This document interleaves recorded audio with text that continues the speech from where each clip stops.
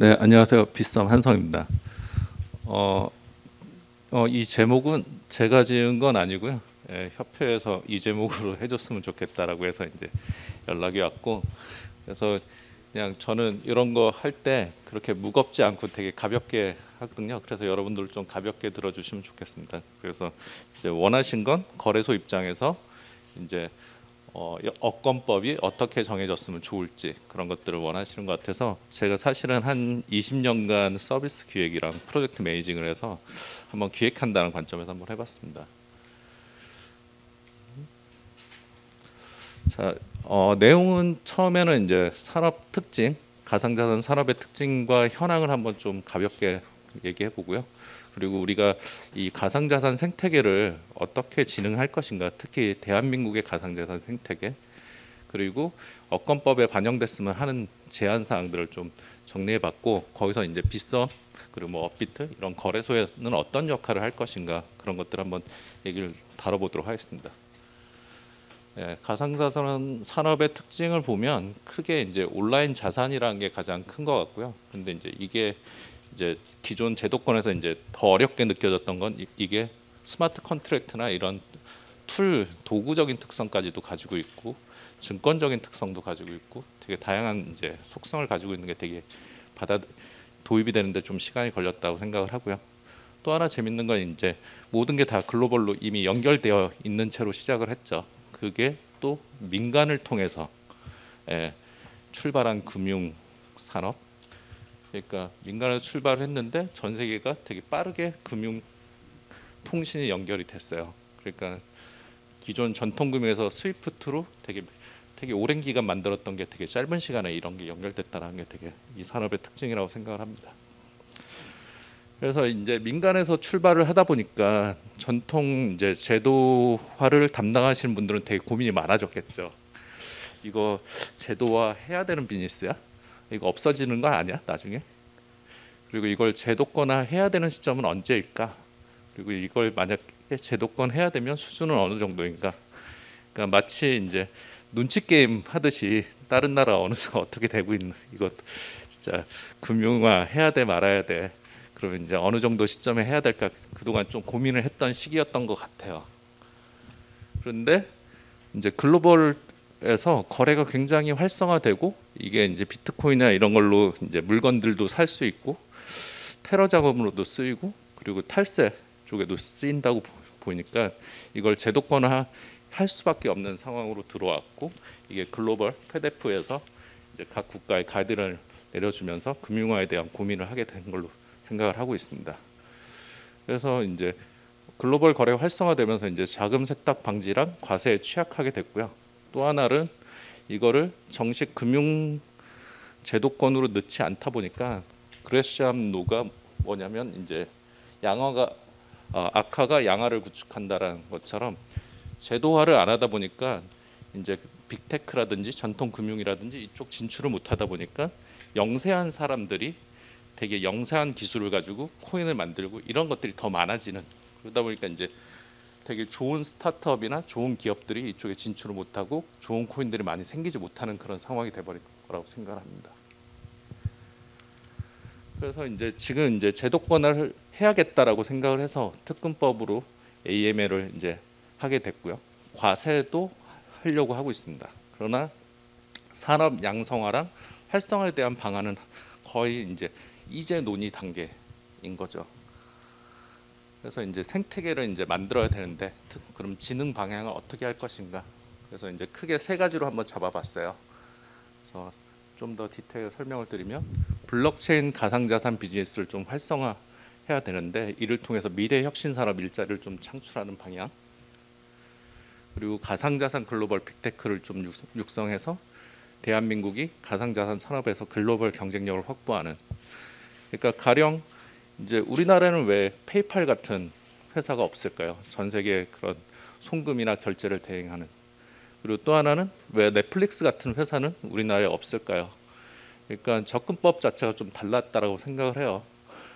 그러니까 우리나라는 약간 통제나 이런 것들, 그러니까 국내에서 어떻게 하면 이것들을 키우지 이런 것들로 돼 있지 마음껏 놀아봐라 뭐 이런 쪽 약간 좀 풀어놓는 그런 부분들이 없다 보니까 그러니까 좀 고민이 많이 돼요. 아까 정성호 대표님도 얘기를 했지만 우리나라에서 과연 빅고 같은 커스터디 서비스가 나올까?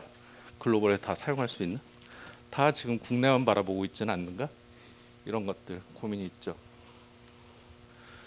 그리고 이제 계속 얘기 나왔지만 가상자산을 계속 음성화하고 있어요. 그러다 보니까 좀 양성 투자할 필요가 있습니다. 그러니까 음성화하다 보니까 가상자산이 다단계 판매 이런 쪽에서 거래가 되고 있어요. 그래서 이제 사기 당하시는 분들도 되게 많고, 예, 그리고 기관이나 이런 쪽에는 투자도 못 하고. 그래서 전반적으로 이게 잘 되면은 대한민국이 이 가상자산의 보유 지분이 늘어난다라는 게 가상자산을 저희가 잘 활용하고 있다는, 예, 지표가 될 거라고 생각을 합니다. 그래서 이제 좀 더 디테일하게 이제 말씀드리고 싶은 거는 이제 가상자산 비즈니스가 활성화되려면 우선 조인트 벤처를 좀 활성화해야 될 거라고 생각을 하고요. 그러니까 아까 이제 KB 조진석 센터장 말씀을 듣고 보니까 견우와 직녀 같더라고요. 이제 저희 빗썸에서는 전통금융을 되게 만나서 협업을 하고 싶은 니즈가 많았는데 왜 이렇게 안 만나주지라고 생각했는데 또 KB 쪽에서는 또 가상자산 산업 쪽 사업을 하고 싶어서 같이 일하고 싶은 니즈가 있다라고 오늘 되게 많이 알게 됐거든요. 그러니까 오히려 이런 전통금융은 자본과 통제력을 가지고 있고요. 가상자산 스타트업들은 되게 기술과 되게 열정을 가지고 있어요. 이 두 개를 결합해서 그러니까 가상자산 스타트업에만 이 이제 가상자산을 맡겨놓기 불안한 건 뭐냐면 이게 자산적, 돈적인 가치를 하기 때문에 통제가 필요하거든요. 그래서 저는 이제 전통금융과 스타트업이 결합된 조인트 벤처를 좀 많이 만들어졌으면 하는 바람입니다. 커스터디, 디파이, DID 이런 것들이 아마 이런 걸 통해서 많은 산업과 일자리들이 많이 창출되기를 바라고요. 또 하나는 지금 우리나라에서 ICO가 안 되고 있는데 이런 것도 이제 앞에서 얘기한 저런 조인트 벤처 같은 데들 좀 믿을 수 있잖아요. 예, 금융권 투자했으니까. 아니면 이제 그런 벤처 투자자들이랑 같이 결합해서 ICO를 하는 뭐 이런 식으로 해서 좀 ICO 투자를 되게 음성적으로 하지 말고 우리나라 산업이 활성화시킬 수 있는 양성화 할 수 있는 쪽으로 좀 로드맵을 좀 수립했으면 하는 바람이 있고요. 또 금이나 부동산, 미술품들 이거 음성적으로 거래되는 거 STO로 만들면 훨씬 더 양성화시킬 수 있거든요.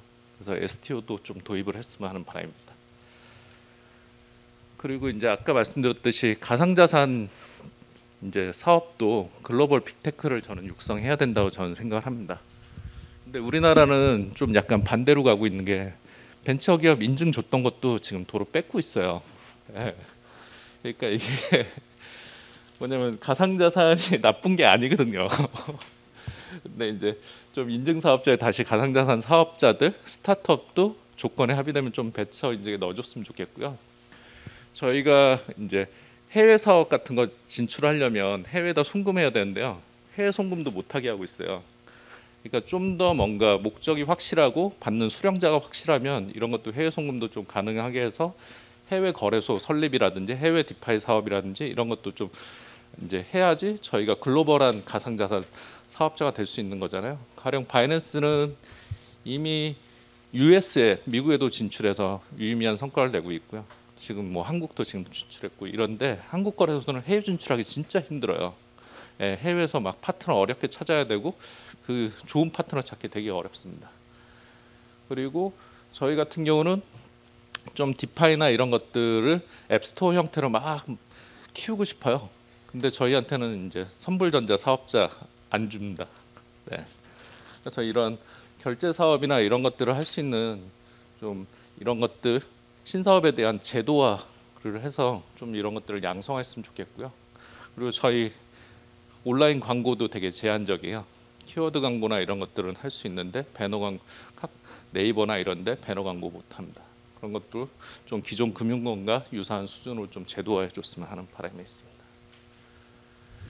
그리고 아까 얘기했듯이 가상자산을 좀 양성 투자화하자.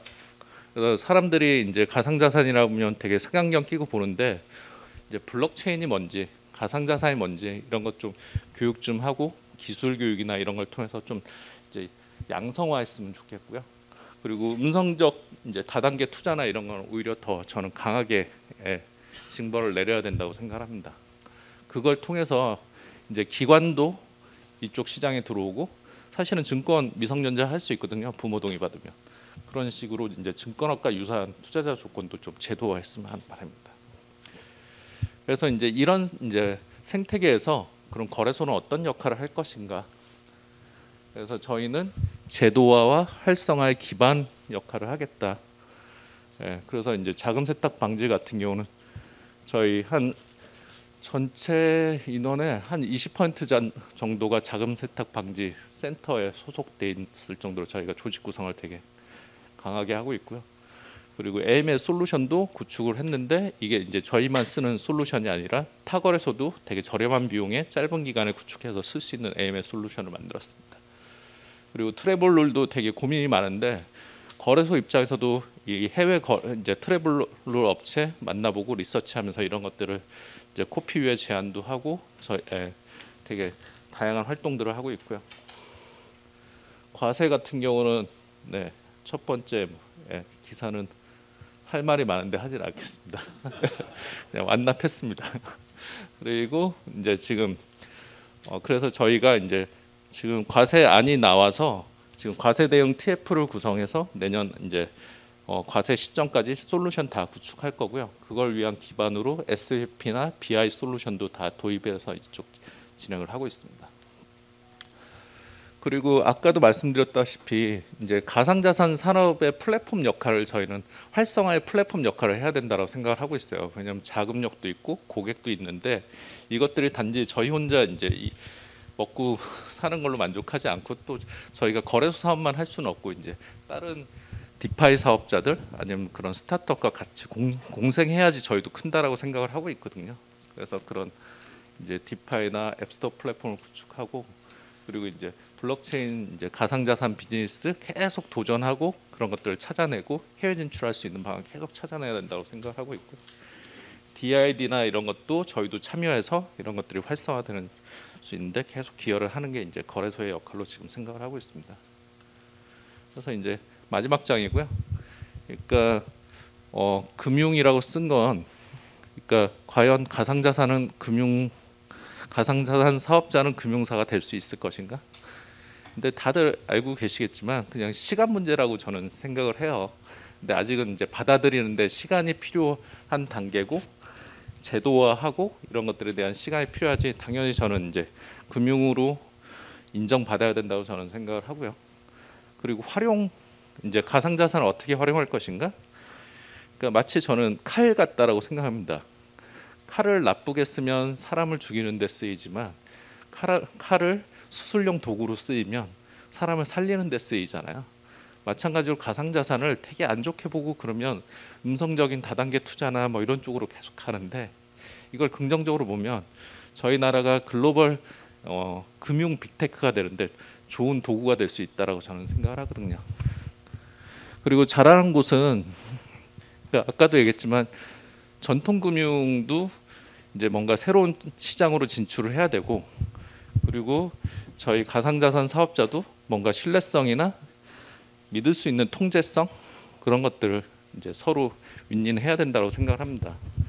그래서 가상자산 사업자의 이제 특히 거래소에 이제 색안경을 많이 끼고 보시는데, 저희 홀딩스 고문님, 이상준 고문님은 금감원 출신이시고요. 저희 홀딩스 사장님 최재원 사장님은 바클레이즈 은행 CFO 출신이시고요. 지금 빗성 코리아 대표이신 허배경 대표님은 GT은행 컴플라이언스 출신이시고, 이제 저는 이제 사업 관리 총괄을 맡고 있는데, 저는 이제 뭐 네이버, 삼성, 전자, 요교 이런 데서 되게 혁신 산업 쪽에 계속 도전을 하는 이런 역할들을 하고 있어요. 그러니까 저희가 그리고 이제 이외에도 빗썸에서만 한 6년, 7년 이상 이런 데몬이나 노드 운영 이런 것들을 되게 하면서 커스터디를 고도화할 수 있는 기반 기술 이런 것도 저희 가지고 있거든요. 그래서 그러니까 저희 같은 이제 빗썸 같은 회사는 빅테크 역할하고 스타트업을 만들어오고 전통금융과 이렇게 협업을 해서 이제 사업을 활성화시키는 역할을 해야 된다고 생각을 하고 있습니다. 그래서 여기까지가 이제 마지막으로 말씀드린 겁니다. 네. 질문은 나중에 끝나고 나서 따로 뵙도록 하겠습니다. 여기까지입니다. 감사합니다.